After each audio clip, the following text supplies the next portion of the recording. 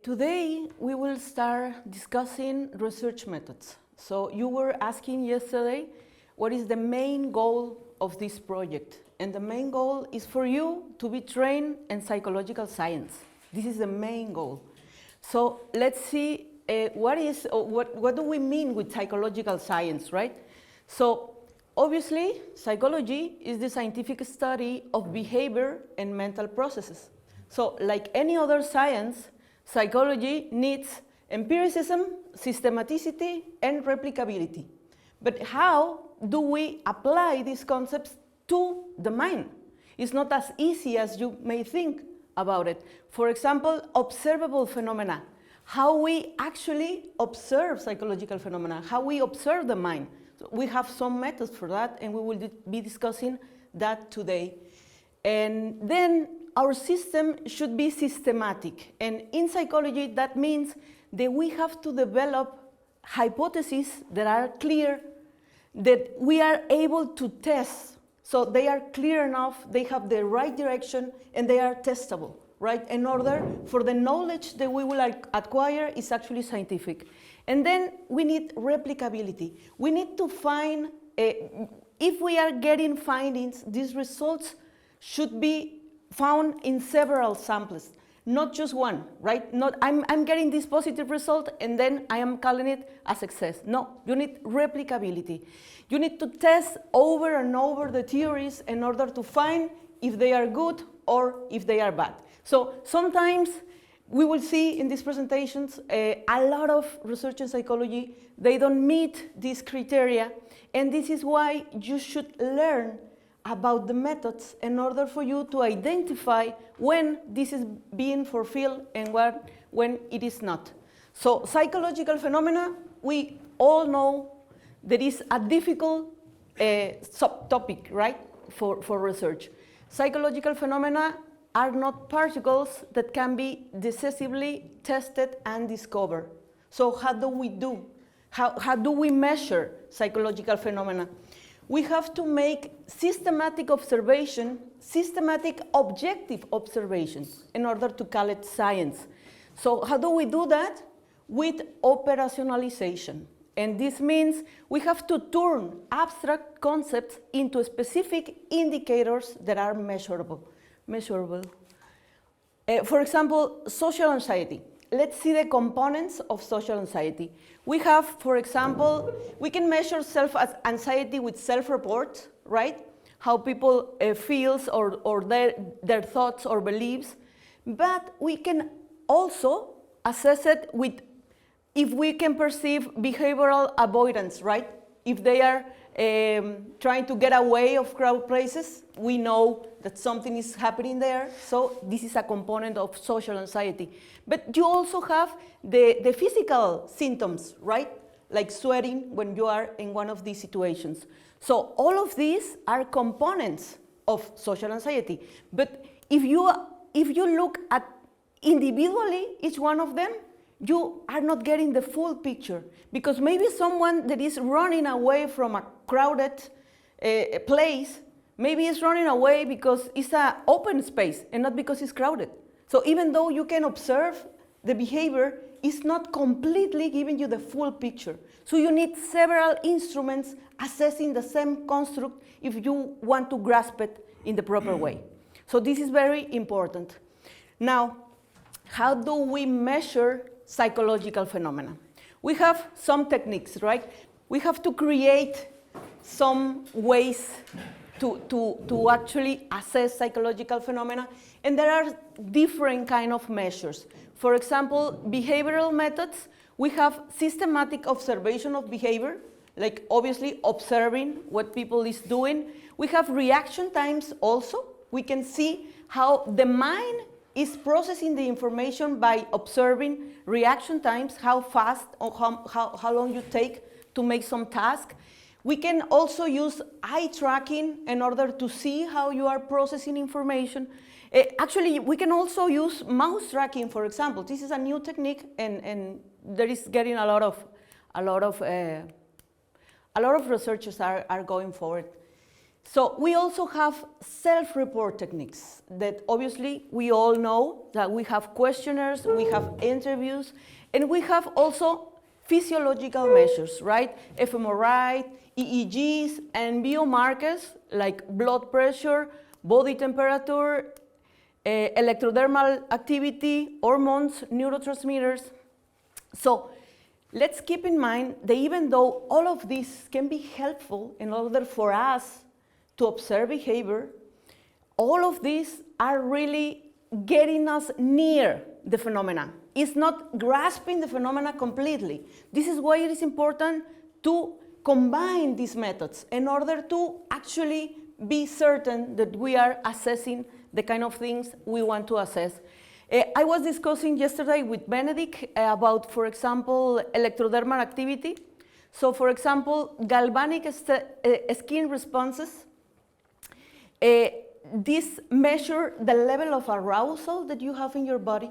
So initially, they were measuring with this kind of electrodes, and right now, because they are using it a lot for measuring emotions, they are using a band that is actually really easy to wear, and you can measure people ecologically. You can measure them in their lives, like they don't have to be in the lab, and this is really important, right, in psychological science. So, but you have to be careful, because even though it's a useful tool, it doesn't mean that it will give us the full spectrum of the phenomena. For example, with galvanic skin responses, we only measure arousal. If you want to measure emotions, you are getting high arousal, for example, with joy or happiness, but you are also getting high arousal with anger, right, or fear. So it gives you a part of the picture, not the whole picture. So this is what you need to know about the methods. So psychological science in general is, you need, in order to have it, really important, theory-based construct that will lead you to have valid and reliable instruments. And you also need to create clear hypotheses that are testable, and obviously trying with these methods in various samples in order to replicate the findings.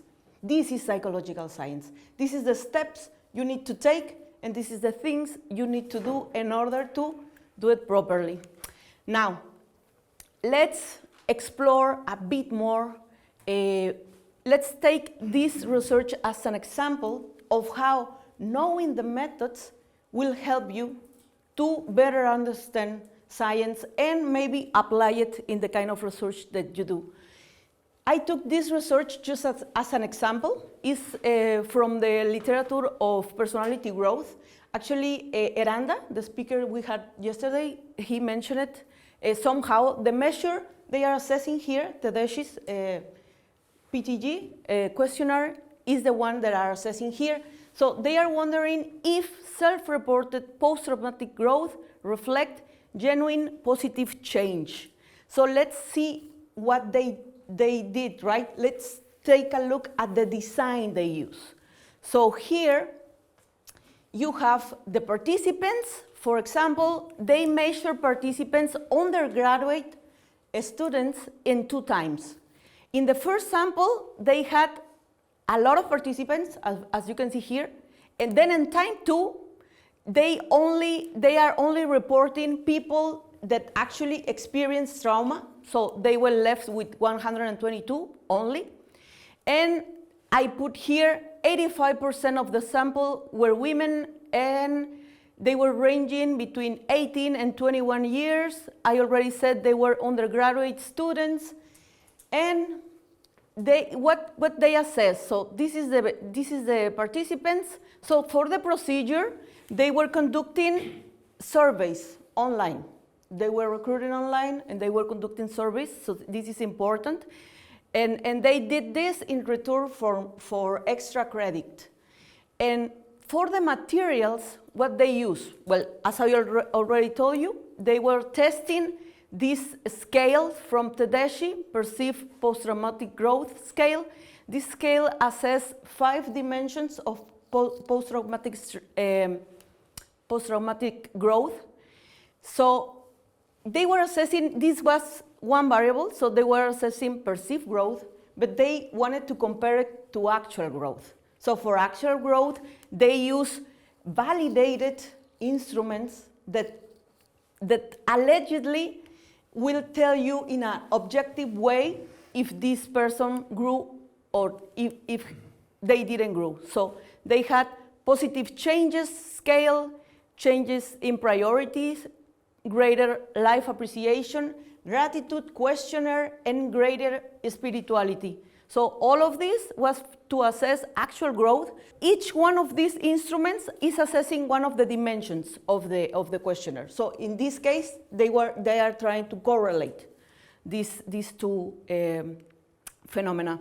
So they obviously needed to assess traumatic events to see who experiences trauma, and they were also assessing distress, obviously to see if this traumatic event actually distressed people or not, and coping strategies. So these are the variables they were assessing.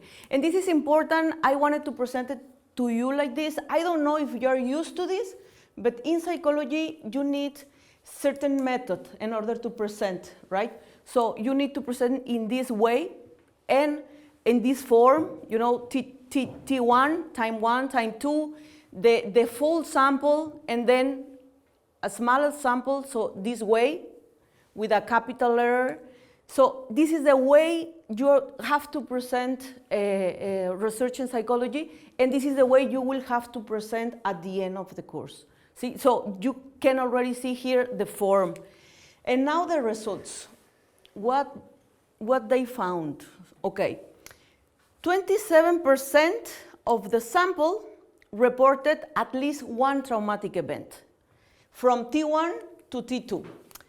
But they clean up the data a bit, and they only choose people that was highly distressed in the distress measure, and they were left with 122. So all the correlations are on this sample. As you can see here, as results, the worst traumatic events they reported were a loved one experiencing a life-threatening situation or sudden and unexpected death, 55%, a lot, and then 70% life-threatening events. So this is the situations that cause most trauma to people. This is interesting information, like explorative research. This is really interesting. Now, they also reported that between 5 and 25% of the sample actually grew, because they were able to detect some growth and some of the dimensions of the variables they were assessing. However, the main finding is that perceived growth generally were unrelated to actual growth. So they are concluding that we cannot assess actual growth with this scale. And they say only a small, moderate positive correlation was found with perceived growth and change in religious commitment. So just this dimension of perceived growth was actually related with growth, objective growth, as they call it. And they put here the correlation, R.29, and the p-value. The p-value. So as some of you may know, we will discuss this later, but it's important for us right now to look at these numbers. So they also found that correlation with distress work in a different way, right? For perceived stress, it was associated with increased distress, and it was the opposite for actual growth. Actual growth was associated with decreased stress. So the main point here to take away is that we were expecting this measure to correlate, to go in the same directions, but we are actually seeing they are going in opposite directions. So this is interesting.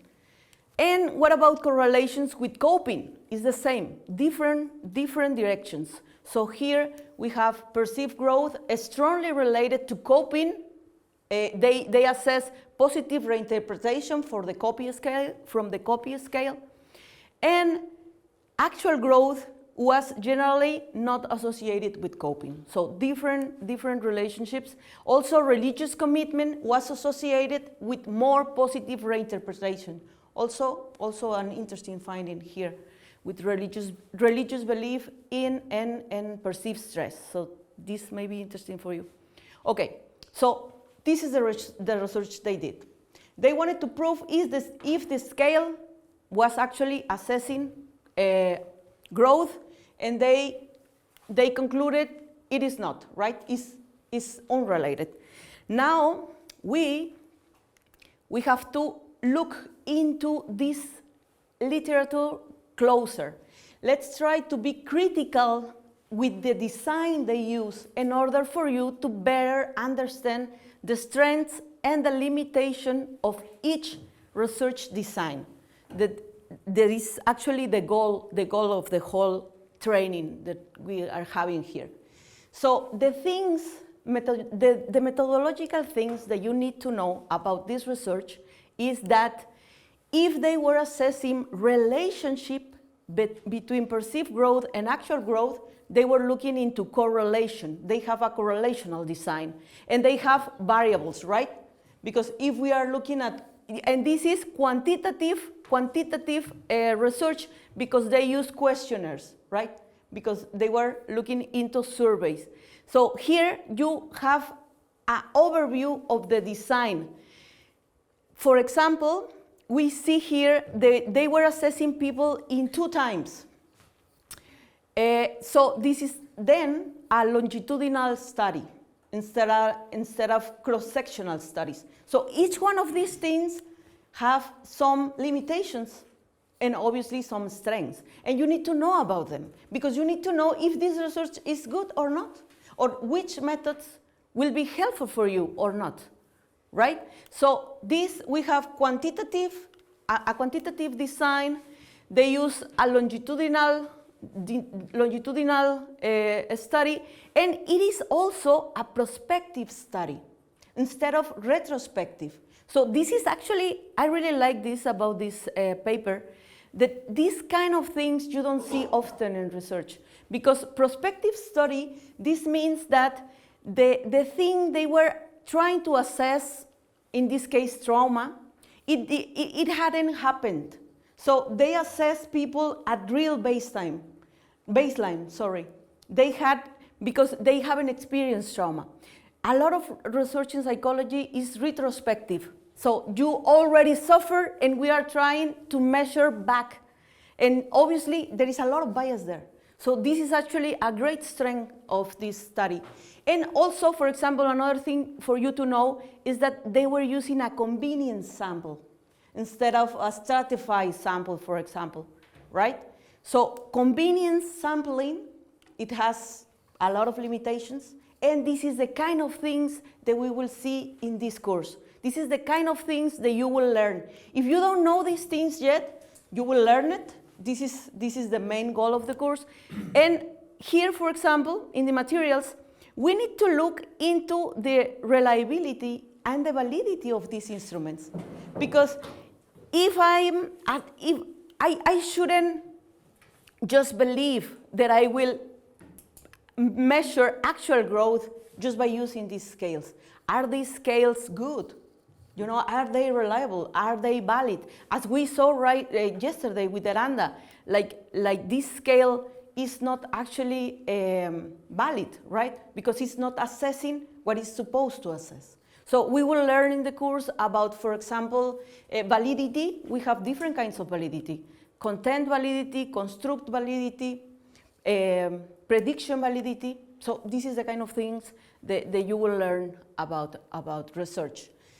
Now here, for example, when we are looking at this number, this is a Pearson correlation.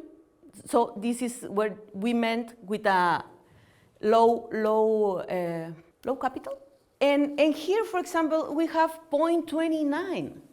0.29 in a relationship is really low, right? Because they were trying to tell us that this was a good finding. But having a relationship of 0.3 is not really that high. It's actually low. We call it low to moderate, but it won't tell you a lot. It will tell you that just 0.3, 30% of the times, like the variables will go in the same direction. So it's not a lot. So this is the kind of thing you need to know. And obviously, statistical significance here, like the p-value was set at 0.05. Like 0.05 is already good in psychological science, but they had a better one, right? They have a lowest one, so this is better. And this is the kind of things that you will learn also here in order to see if these numbers are actually good or not. Okay, so this is about the design. Now let's be a bit critical with the research. Okay, what happened here? Do you believe, like, this is the kind of thing that you should care when you are conducting research? Like, the sample were 85% women. Obviously, we cannot generalize this kind of findings to the general population, right? 85% of women is biased, and the sample, because they were students, were between 18 and 20 years. Well, we have a small gap there, so it's also like we have to be skeptical about some things. And then the time they took to measure both things, like pre-trauma and then post-trauma, they took 2 months. So they assessed people at one point and then waited to trauma to happen, and then 2 months after measure growth, like 2 months after. It's crazy, right? And so this is the kind of things, it has to do with the design that you need to be careful, right? Sometimes it's because it's convenient, because you are testing students and the students are going away, so you have to test them once again.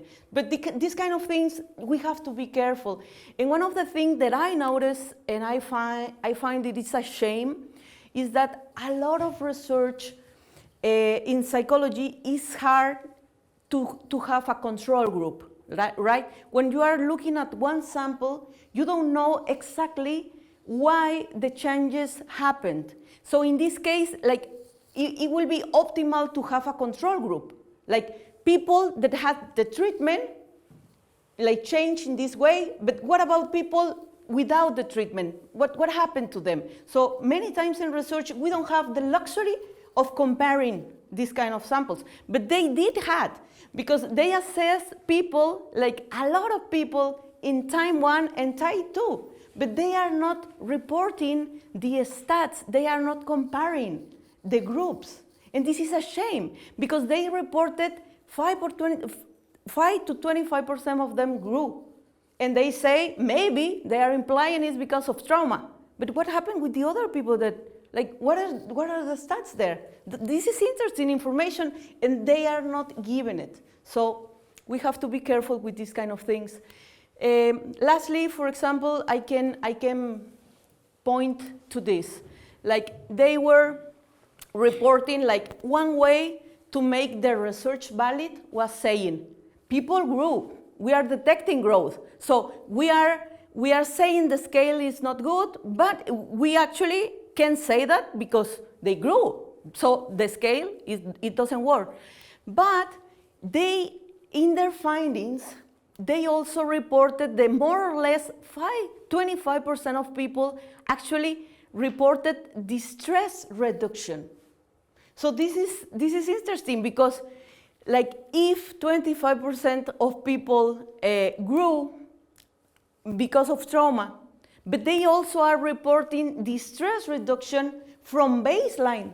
So they experienced trauma and they were feeling better than before the trauma. This is in 2 months. So all of this happened in 2 months. So this is a bit strange for me. I will ask, like, what about confounding variables? What about something else was causing this effect? For example, they were testing students, right?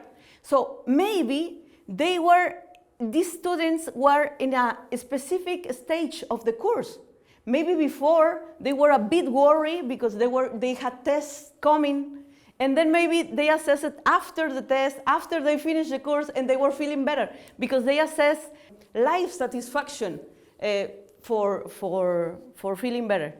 So these kind of things matter in research. So, and you have to be careful, and you need to know how to look into these kind of things. So this is why you need research methods, and this is the main goal of this project, for you to be trained in these methods, to understand it. Obviously, you will have an overall of the methods. In order to get them well, it takes years. Obviously, in order to perform stats, it will take you a lot to know. So you will have the overall here, just to understand the direction that is taking, how research is being conducted, and the techniques that you may take from this, from psychological science, to use in your research. So this is the IRP.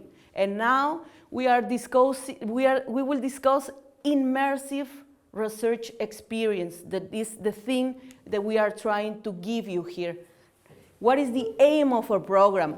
We want to facilitate the acquisition of skills and knowledge for you to better understand and eventually apply empirical methods.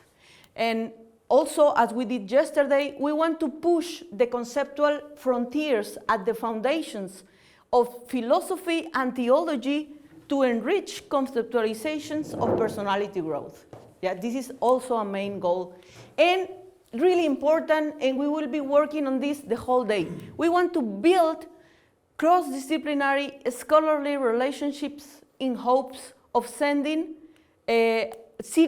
future research collaboration. This is the main goal, and we will be working in these things, like we already worked on this yesterday, we will be working in the other two today. For this, we have some lessons for you. Teaching, we have like the course I will about to describe the training model. We are calling it immersive because we want to surround you with activities so you can feel completely involved in research. So we want you to get insight into the making of psychological science. For that, we have different practices. We have, as we already saw, teaching sessions, but we also have expert talks. We have lab meetings for you. We are also visiting a lab virtually, obviously, because we will be working online.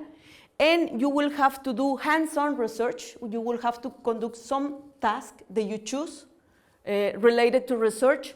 We have also sessions where we will be discussing manuscript publication in case you want to be versed in publishing in psychological journal.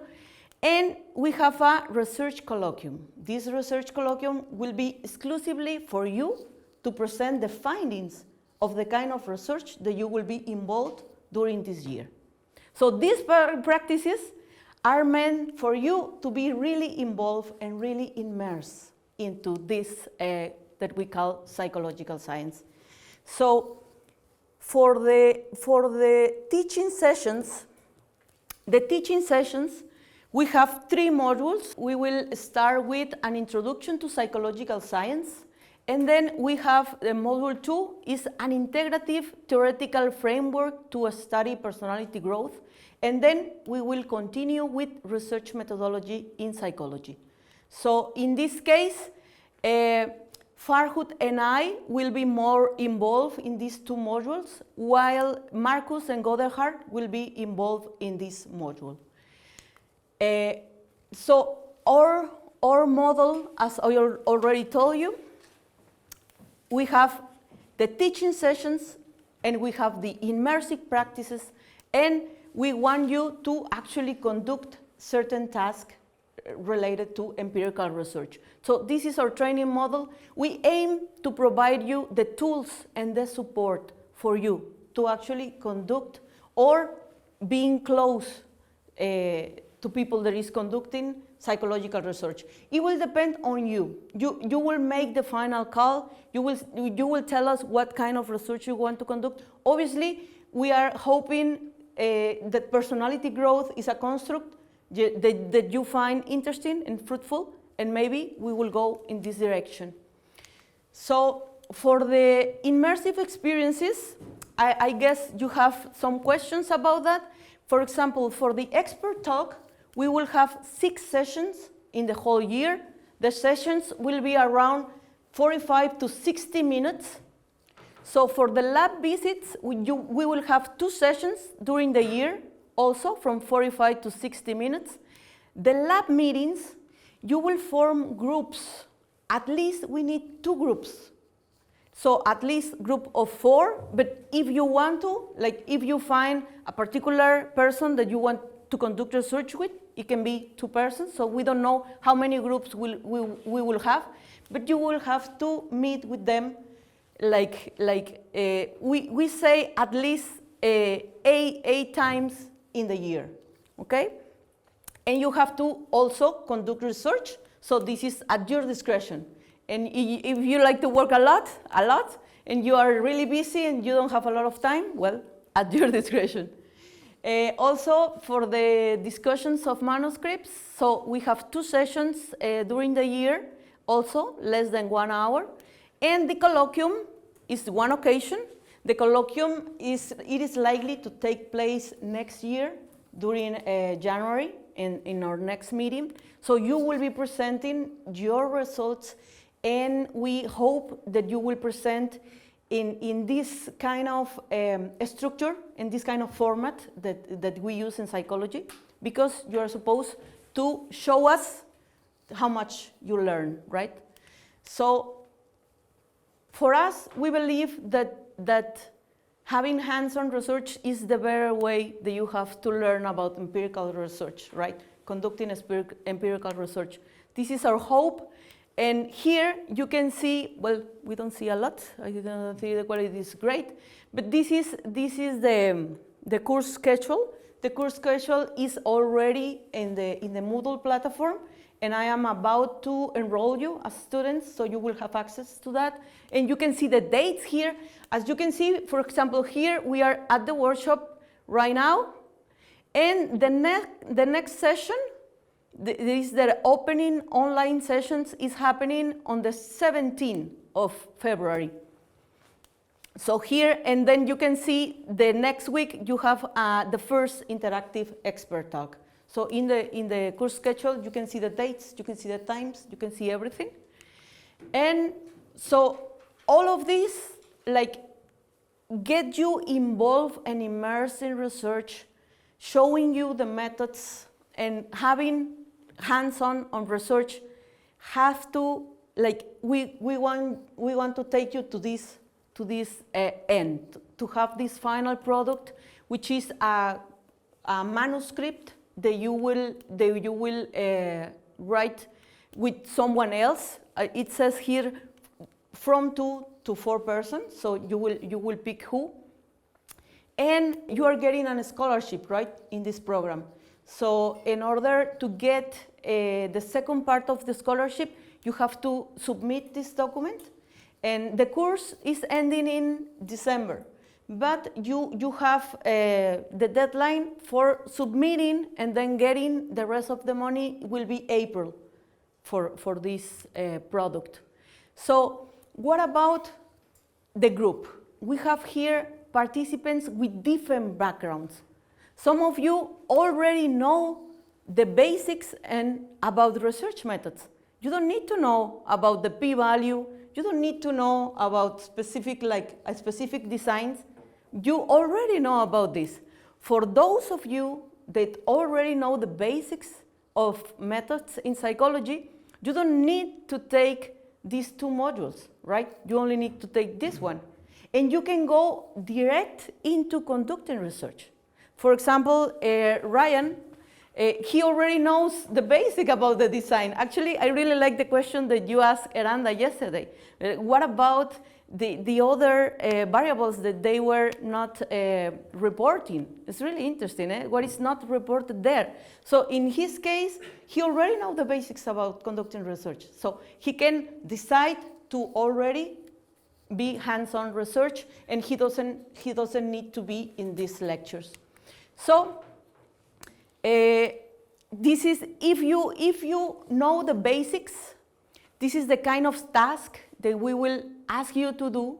So technically, they are the same task. This is for people without basic knowledge in research methods in psychology. So you need to take all the modules of the sessions. And this is the task you need to do in order to get the manuscript at the end. So everyone needs to submit a manuscript. Obviously, it's in a team, so you don't have to do it by yourself. So the only difference here is that people that doesn't have the knowledge yet, and they will work with someone that has the knowledge. They will observe the methods. They don't have to do it themselves, right? For example, the statistical analysis. So if you already know, so you can do your analysis yourself. So this is why we have these two options for you. You need to pick. You need to let me know which way you are going. And this is it. Welcome to the IRP.